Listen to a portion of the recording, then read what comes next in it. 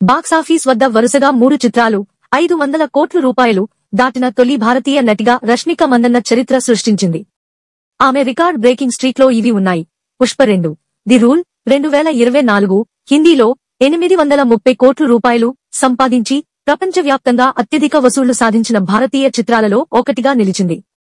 Please share and subscribe for more updates. Animal 2023 అన్ని భాషలలో హిందీలో 505 కోట్ల రూపాయలు మరియు 556 కోట్ల రూపాయలు సేకరించబడింది.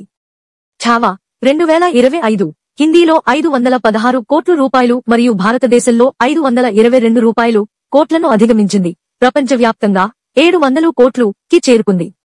ఈ మైలురాయి గతంలో 500 కోట్ల రూపాయలు బ్లాక్ బస్టర్లతో రికార్డును కలిగి ఉన్న దీపికా పదుకునే వంటి సమకాలీనుల కంటే ఆమెను ముందు ఉంచింది.